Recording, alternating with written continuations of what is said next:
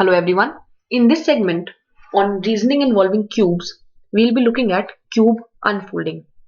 In these kind of questions, you're given a cube with a certain representation of symbols and you're asked if it is opened into something like this, which of these patterns will be true. So I'll be teaching this using the examples. Let's take this example. So the completed cube is given to me of this form and they're asking me which of these patterns when folded would give me a cube like this. Now first of all, please don't worry on seeing any question. Most of the questions have some easy trick to solve them. Like I said in the previous video, you do not require special actual 3D visualization to be able to do these questions, but just some logic and elimination. Like I said, I don't have any sort of 3D visualization and I used to do very well at these questions. Okay, so what you do is in these questions you have these three. So what you do is you just open these three and see the pattern that emerges. So what you need to do is you need to open two edges. First is this edge and the second is this edge. That's it.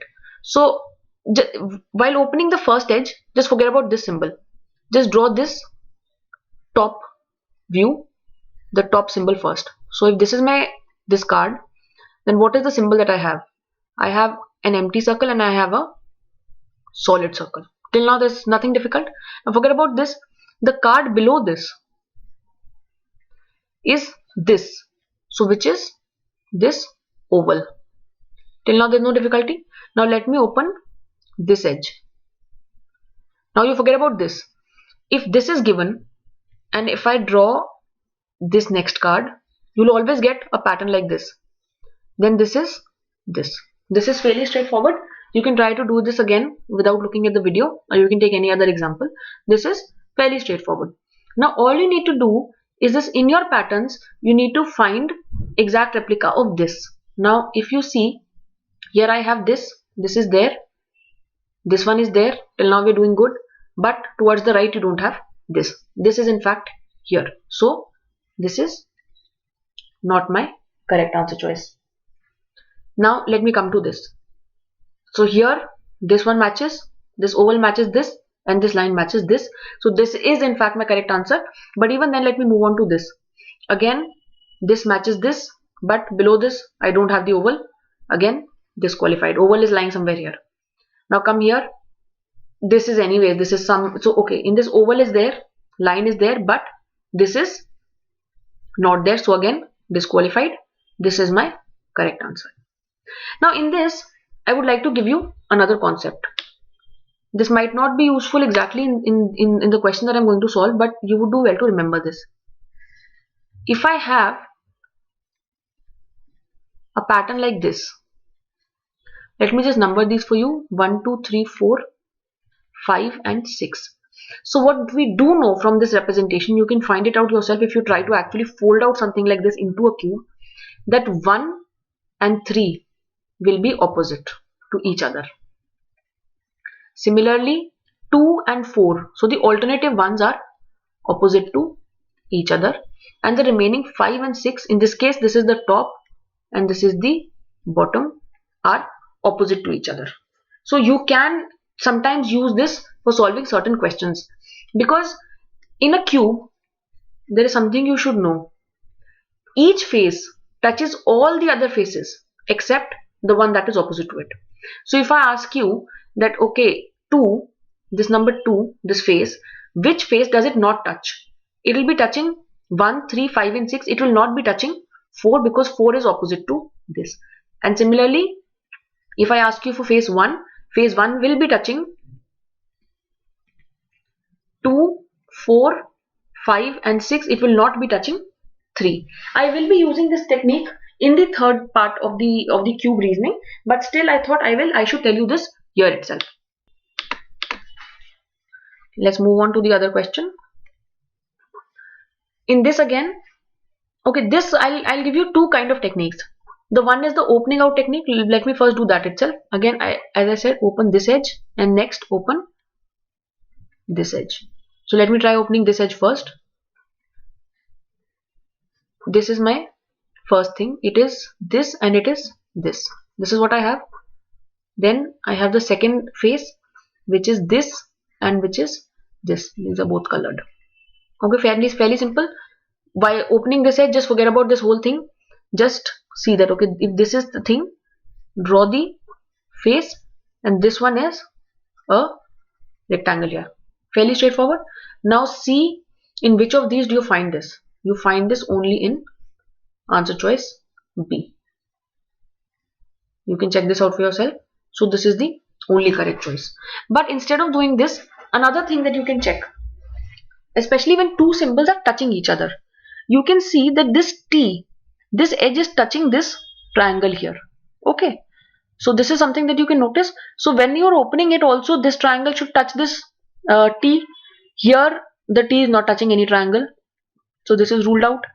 This obviously is the right answer. So let me leave this for the moment. Again, T is not touching the triangle. Ruled out. T not touching the triangle. Ruled out. This is the answer. So you can either open it out, or you can see which symbol should be touching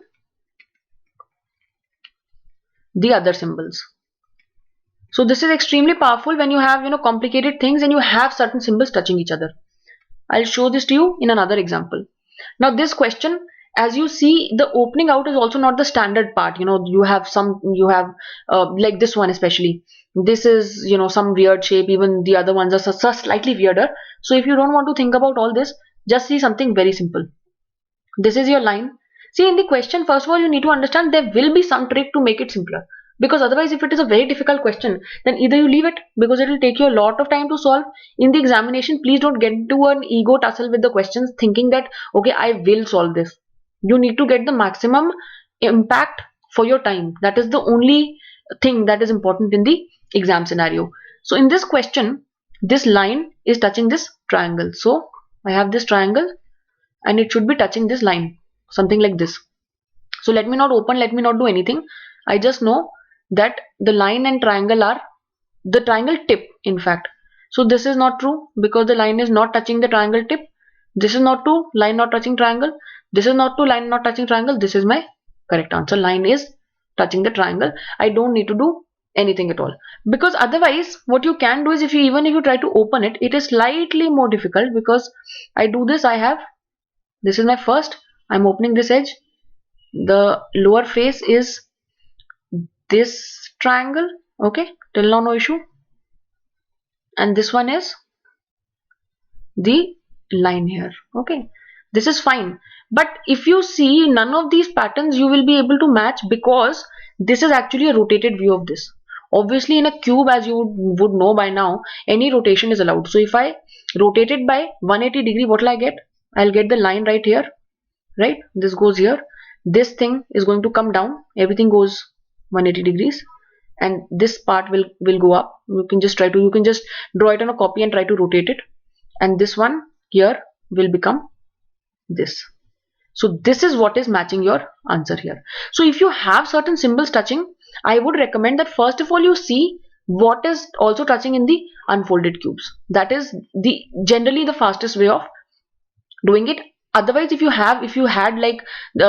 also have something which is like in this case, this triangle was the opposite and they were touching in the right way, then you'll have to open it up like this, and maybe in your exam copy just try to rotate it and see after rotation what matches one of these, because you'll be able to eliminate at least two choices using the touching thing, and of the two remaining choices you can rotate your copy and see which one fits.